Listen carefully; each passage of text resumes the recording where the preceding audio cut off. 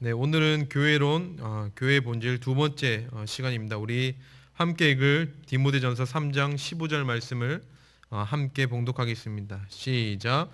만일 내가 지체하면 너로 하나님의 집에서 어떻게 행하여야 할 것을 알게 하려 함이니 이 집은 살아계신 하나님의 교회요 진리의 기둥과 터이니라. 아멘. 네, 오늘은 교회의 본질 가운데서도 교회를 나타내는 성경적인 여러 표현들에 대해서 이 시간 좀 살펴보도록 하겠습니다. 교회를 나타내는 성경적인 여러 표현들, 그 첫 번째로는요, 그리스도의 몸이라고 이렇게 표현을 하고 있습니다. 고린도전서 12장 27절에 너희는 그리스도의 몸이요 지체의 각 부분이라라고 했는데요. 이 교회를 나타내는 그리스도의 몸 가운데서도 가장 중요한 것은 교회의 생명성과 통일성을 강조하는 표현이다라고 이렇게 기억을 해주시면 되겠습니다. 그래서 밑에 보시면요, 머리이신 예수 그리스도와 생명의 관계를 맺고 있다. 교회의 머리 대신 그리스도와 생명의 관계를 맺고 있고, 또 그 밑에 보시면은 지교회들은 그리스도 몸의 각 지체가 되어 유기적으로 연합되어 있음과 동시에 한 몸으로 통일되어 있음을 의미하는 것이다라고 볼 수가 있습니다. 두 번째 표현은요, 교회를 나타내는 표현으로 성령의 전 혹은 하나님의 성전이라고도 이렇게 이야기를 합니다. 밑에 고린도전서 3장 16절에 너희가 하나님의 성전인 것과 하나님의 성령이 너희 안에 거하시는 것을 알지 못하느뇨라고 이렇게 말을 하는데요. 여기서 이렇게 하나님의 전, 하나님의 성전이 이렇게 강조하고 있는 부분은 밑에서 이제 두 번째 보시면요, 거룩, 교회가 거룩하다라는 것을 나타낼 때 이러한 표현을 사용한다라고 볼 수가 있습니다. 그러니까 성령이 거하시는 하나님의 성전이라고 했는데요. 그 성전이 거룩하다라고 이렇게 말을 했고요. 또 그 밑에 보시면은 세속적인 그 무엇도 침범할 수 없는 불가침의 기관이다라고 이렇게 말을 합니다. 그러니까 성령이 교회 안에 충만하게 있으면은 세상에 어떠한 여러 가지 세속적인 것들이 이 교회 안으로 들어올 수 없는 것을 이렇게 나타낼 때 사용하는 말이기도 합니다. 또 세 번째로는 위에 있는 예루살렘, 새 예루살렘, 하늘의 예루살렘, 즉 예루살렘이라는 표현이 교회를 나타낸다라고 볼 수가 있습니다. 밑에서 세 번째 줄을 보시면요, 구약에서 예루살렘은 하나님이 하나님의 백성들과 접촉하는 곳을 상징하는 장소인 동시에 하나님이 거하시는 처소를 의미했으며, 신약에서는 교회를 예루살렘으로 부르기도 하였다라고, 예루살렘이라는 표시가 바로 교회를 나타내는 표현이라고도 볼 수가 있는 것입니다. 그래서 이 마지막에 보시면요, 이 장소는 부분적으로 땅 위에 임하지만 천상의 영역에 속해 있다라는 것을 이렇게 의미하고 나타낼 때 예루살렘이라는 이렇게 표현을 사용하고 있다라고 볼 수가 있습니다. 또 네 번째 표현도 우리가 참 많이 본 표현인데요, 이렇게 진리의 기둥과 터이다라고 이게 교회를 표현합니다. 그러니까 이게 진리의 기둥과 터라는 의미는 그러니까 교회 자체가 진리를 변증하는 곳임을 이렇게 알려주는 것임을 말합니다. 그러니까 쉽게 말해서 기둥과 터라는 이 의미 자체가 뭐 경고성, 확실성, 이런 것들을 좀 의미하기 때문에요. 그 하나님의 말씀에 대한 그 진리가 견고하게 또 확실하게 보여주는 곳임을 의미할 때 바로 진리의 기둥과 터라는 의미를 사용합니다. 또 다섯 번째로 나와 있는 집은 나와 있는 것은 큰 집이라고 이렇게 표현을 합니다. 이것은 많이 크게 사용하는, 우리가 이렇게 쉽게 접하는 표현은 아닌데요. 큰 집이라고 했던 것은 다른 이유가 아니라 바로 이 집, 곧 교회의 주인이신 하나님이 크고 위대하신 분이기 때문에 큰 집이라는 표현을 이렇게 사용하고 있다라고 볼 수가 있습니다. 또 마지막 여섯 번째로 교회를 나타내는 표현으로 그리스도의 신부라는 이러한 표현들도 있습니다. 그래서 밑에 말씀은 우리 구역장님들께서 한번 직접 읽어보시고요. 그 밑에 보시면 교회를 그리스도의 신부에 비유하면 교회는 신랑을 맞이할 신부와 같이 신앙의 정절을 지켜야 함을 의미한다. 신앙의 정절을 지켜야 함을 의미할 때 바로 그리스도의 신부라는 이 교회의 표현을 이렇게 사용했음을 알 수가 있습니다. 자, 그렇다면 그 다음에 이제 4번에 나오는 그렇다면 교회에 대한 여러 가지 표현들이 있는데요. 그렇다면 성령과 교회가 과연 이 어떠한 의미를 가지고 있는가, 어떠한 관계가 있는가라는 것이 그 다음에 좀 핵심 부분이라고 볼 수가 있습니다. 그것을 잘 표현하고 있는 게 이 사도신경 부분 중에요. 이렇게 마지막 부분에 성령에 관한 부분에 보시면은 그 성령과 교회의 관계에 대해서 이렇게 명확하게 나타내고 있는데요. 바로 이렇게 오른쪽에 위에 보시면 성령을 믿사오며 거룩한 공회와 성도가 서로 교통하는 것이라고 표현을 하고 있습니다. 여기서 이렇게 성령이라는 것은 뭐 거룩한 영이라는 의미를 가지고 있고요.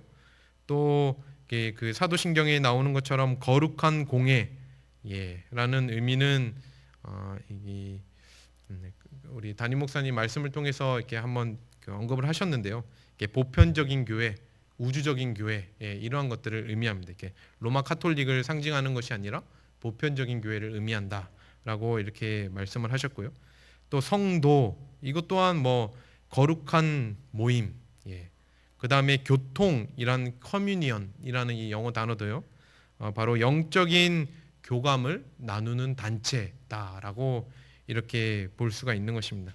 그러니까 다시 말해서 성령이라는 단어와 여러 가지 거룩한 모임을 지칭하는 뭐 거룩한 공회, 성도, 교통이라는 이 교회를 나타내는 말과의 연관성이 있음을 이렇게 나타내는 말인데요. 밑에 보시면은 이제 그림을 좀 이해하시면 쉽게 좀 이해가 가실 수가 있습니다. 보시면은 성부, 성자, 성령의 역할이 있는데 성부께서는 이 모든 세상의 것들을 계획하시고 또 성자 예수님께서는 그 계획을 성취시키는 분이심을 우리가 알 수 있는데요. 그렇다면 성령의 역할이 무엇이냐 하는 것인데요. 성령은 그리스도의 구속의 효과를 우리 각자의 심령 가운데 이렇게 적용시켜주는 역할을 이렇게 하고 있다고 볼 수가 있습니다. 그런데 그 성령의 역할이 거기서만 그치는 것이 아니라, 그러니까 왼쪽에 보시면 소명이라고 이렇게 우리 기도하는 자세로 보이는데요. 그러니까 그게 바로 성령이 그 구속의 효과를 적용시키는 교회로 부르시는 모습을 볼 수가 있고요. 또 오른쪽에 보시면 성령의 다른 역할이 지도라는 역할을 이렇게 볼 수가 있습니다. 그러니까 이것은 바로 성령은 교회와 그 일원이 성도가 서로 영적인 교통을 하도록 지도의 역할을 감당한다라고 볼 수가 있는 것입니다. 그래서 결국에는 이 성령이 소명과 지도의 역할을 감당하고 또 마지막으로는 이 개인과 공동체, 교회 간의 영적인 교감을 이룰 수 있도록 교통을 이렇게 거룩한 영적인 교감을 나누는 모임, 단체인 그 영적인 교통을 나눌 수 있다라고 이렇게 나눌 수 있도록 적용해주는, 인도해주는 역할을 감당하는 것이 바로 성령의 역할이라는 것입니다. 그러니까 성령은 우리 각자 심령 가운데서도 작용을 하고 이 교회를 통해서도 작용을 하고 교회와 우리 신자들의 사이에서도 그런 영적인 교감을 나눌 수 있도록 성령의 역할이 이렇게 분명하게 나타나는 것으로 이렇게 볼 수가 있는 것입니다. 그래서 성령의 역사하심으로 생겨난 거룩한 공동체, 교회가 결국에는 성령의 지도 아래 인도와 보호함을 받고 있다라고 이렇게 좀 생각을 해주시면 감사하겠습니다. 네, 우리 이 시간에 문제 한번 풀어보도록 하겠습니다. 첫 번째로 교회를 나타내는 성경의 여러 표현들에는 어떤 것들이 있습니까? 우리 차례차례 한번 말씀을 한번 해보겠습니다. 네, 첫 번째, 그리스도. 네, 계속 한번 하나님의 성전. 세 번째, 예루살렘. 네 번째, 다섯 번째, 여섯 번째, 그리고 두 번째 보시면은 이제 다음의 내용 중 서로 맞는 것끼리 짝을 지으십시오라고 했습니다. 그러니까 오른쪽 편에 있는 기역, 니은, 디귿, 리을을 이렇게 불러주시면 되는데요. 제가 첫 번째 읽도록 하겠습니다. 이것은 교회의 생명성과 통일성을 강조하는 표현으로 교회는 그리스도의 머리이신 예수 그리스도와 생명의 관계를 맺고 있으며 지교회들은 그리스도의 몸의 각 지체가 되어 유기적으로 연합되어 있음과 동시에 한 몸으로 통일되어 있음을 의미한다. 이것이 그리스도의 몸이고요. 또 두 번째로 이는 교회가 거룩하고 세속적인 그 무엇도 감히 침범할 수 없는 불가침의 기관임을 강조하는 표현. 성령의 전, 하나님의 성전, 미음이고요.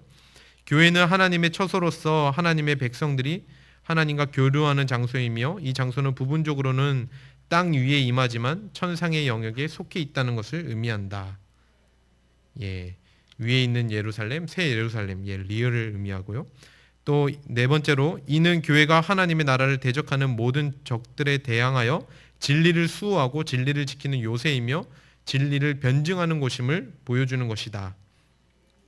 비읍의 진리의 기둥과 터. 또 다섯 번째, 이는 교회의 외형적인 건물이 크다는 의미가 아니라 이 집 곧 교회의 주인이신 하나님이 크고 위대하신 분이기 때문에 이 집의 가족, 예수를 구주로 고백하는 모든 성도 많기 때문이며 이 집에 하는 일이 중대하기 때문이다. 기억의 큰 집. 마지막 여섯 번째로 교회는 신랑을 맞이할 신부와 같이 신앙의 정절을 지켜야 함을 의미하며 신부가 신랑과 연합한 같이 교회는 그리스도와의 연합을 통해서만이 완전하여짐을 의미하는 것이다. 니은의 그리스도의 신부입니다. 마지막으로 문제, 이제 OX 문제인데요. 성령과 교회의 관계는 어떠해야 됩니까? 첫 번째로 성령과 교회는 아무런 관계가 없다. 틀렸습니다. 아무런 관계가 없지 않고 여러 가지 관계성이 있음을 우리가 살펴보았습니다. 두 번째, 성령과 교회와 성도는 뗄래야 뗄 수 없는 밀접한 관계를 가지고 있다. 그 1번에 대한 대답이 바로 이게 2번에 이렇게 정답으로 나와 있습니다. 또 세 번째로 성령은 교회와 그 일원인 성도가 서로 영적인 교통을 하도록 지도하고 있다. 맞습니다. 네 번째로 성령은 교회를 지도하기는 하지만 사탄의 침범으로부터 교회를 보호하거나 지상교회가 무사히 천상교회에 안착하도록 인도하는 일은 결코 할 수 없다. 결국에는 지도하심으로 우리가 다 하나님의 인도하심에 따라 이 지상에 있는 교회가 천상교회까지 안착하게 되는 그러한 것들을 우리가 깨달을 수가 있는 것입니다. 교회를 위한 기도 제목으로 학습과 세례를 받고 입교한 성도들이 교회의 정예원으로서 책임과 의무를 다하며 그리스도의 제자로서 날마다 성정에 갈 수 있도록 기도해 주시고요. 별님들이 방학 중에도 주님 안에서 영육 간에 강건하며 말씀 안에서 하나님과 사람에게 날마다 더 사랑스러워지도록, 또 마지막으로 유아세례 대상자 부모들이 모두 다 교육에 참석하여 귀한 자녀를 언약의 자녀로서 믿음으로 잘 양육하도록 우리 구역 식구들과 함께 기도하고 나누어 주시면 감사하겠습니다. 제가 기도하고 마치겠습니다.